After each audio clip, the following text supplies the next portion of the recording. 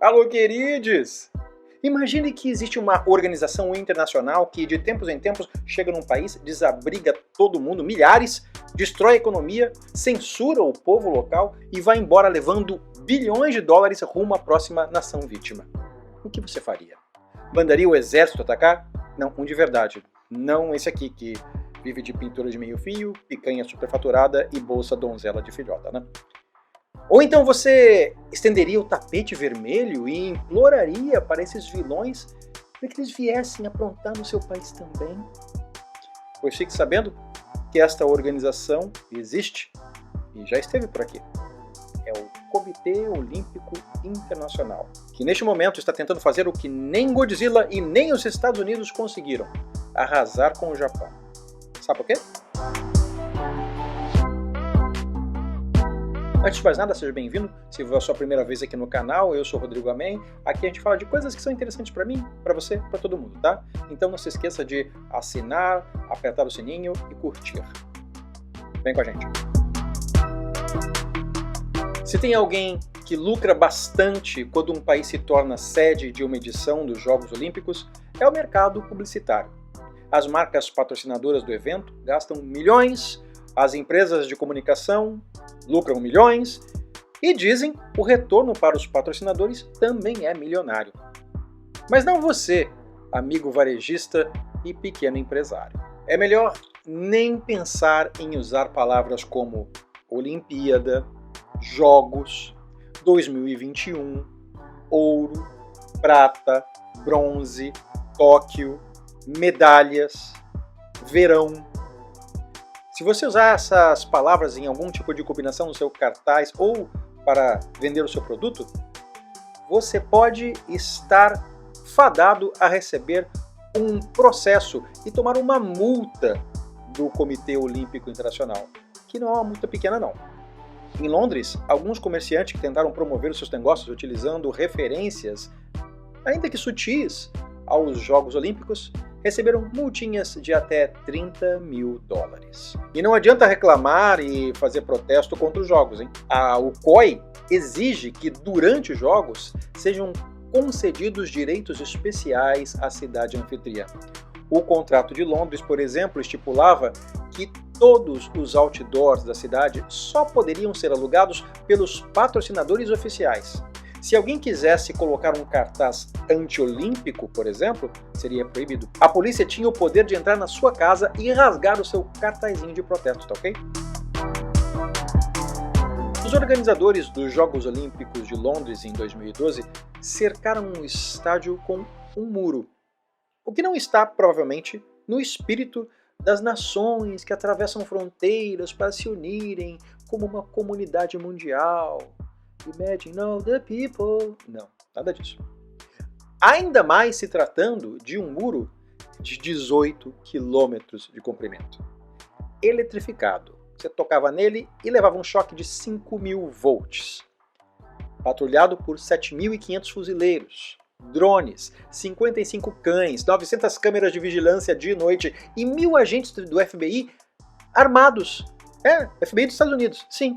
Ali numa missão especial. O que provavelmente não lhe parece grande coisa, até você se lembrar que estes Jogos Olímpicos foram realizados em meio a uma das maiores e mais populosas cidades da Terra. O que significa que esse muro gigante, imponente, eletrificado e fechado será lembrado como uma das fronteiras mais militarizadas da história, rivalizando até mesmo com o famigerado Muro de Berlim. E muito, mas muito melhor do que o muro do Trump, há de convir. Viva o espírito olímpico! Ser escolhido para sediar os Jogos Olímpicos é um reconhecimento tácito de que a sua cidade é espetacular e digna dos olhos de todo o planeta. Mas há um preço para se pagar por obter o privilégio de acolher as Olimpíadas. E esse preço pode ser toda a sua economia. A Grécia aprendeu a lição da maneira mais difícil. O orçamento inicial da Grécia para os Jogos de 2004 era de 4,5 bilhões de euros, mas o custo real dos Jogos rapidamente duplicou essa estimativa. No final das contas, o custo foi de 5% do PIB nacional.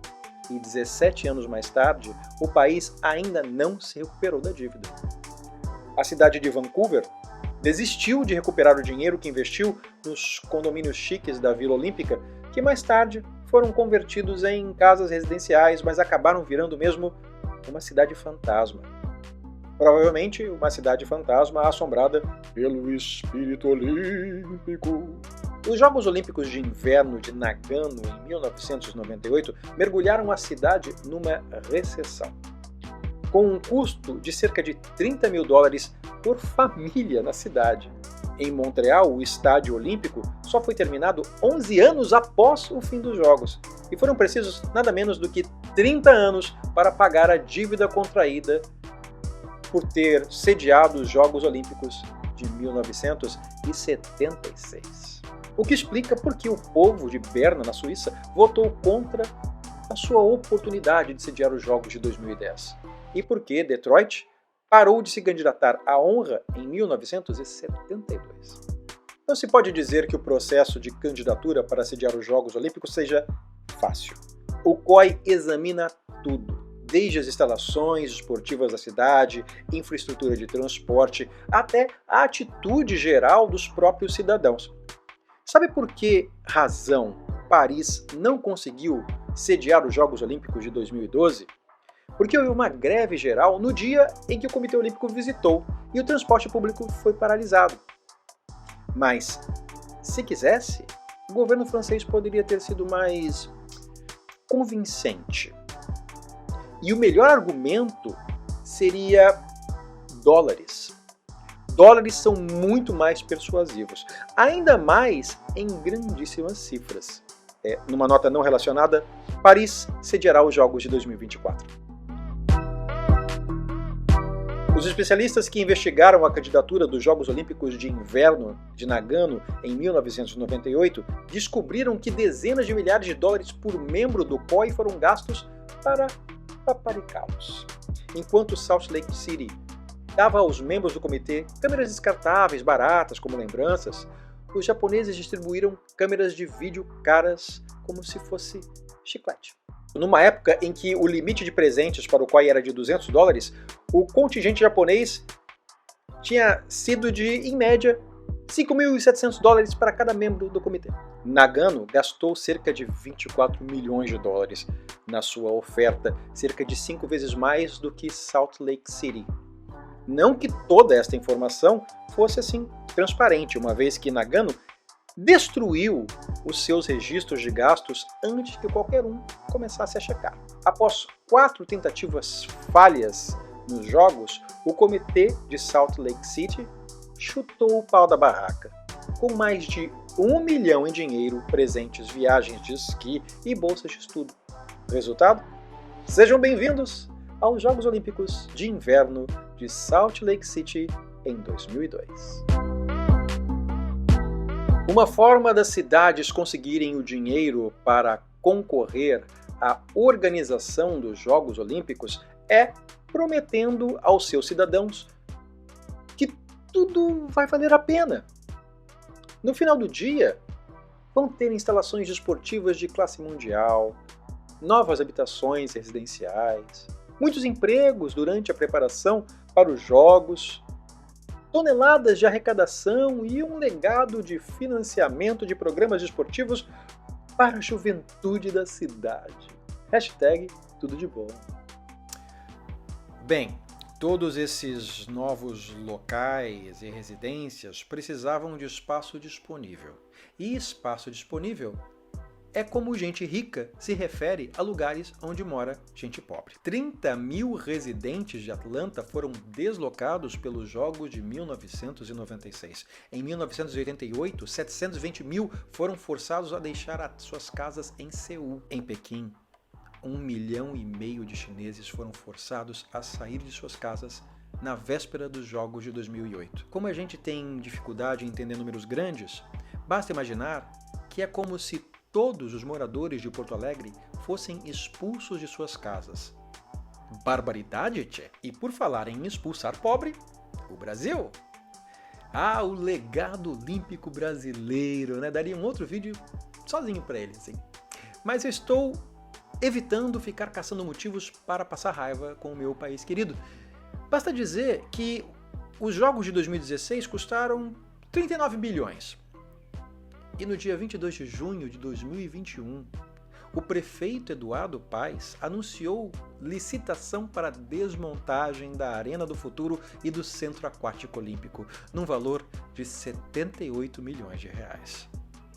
Em termos de motor de desenvolvimento, os Jogos Olímpicos são como um Corcel 2. Consome muito, sempre te deixa na mão e não para de dar despesa. Mas vale a pena para que a gente possa descobrir de uma vez por todas qual é o país com a melhor natação sincronizada, não é? Agora eu quero saber de você, qual esporte ridículo ainda não é olímpico e merece integrar esta patetice global em Paris em 2024? Inscreva-se e também aperte o nosso sininho. E se você está assistindo esse vídeo no Instagram, siga a gente no @RodrigoAmen e dá uma olhada lá na nossa bio para conhecer os nossos livros. São livros de variados temas, variados gêneros, para você se divertir e dar aquela força maneira para a literatura nacional, marginal, animal. A gente se vê no próximo Sabe o Quê? Aquele abraço, tchau!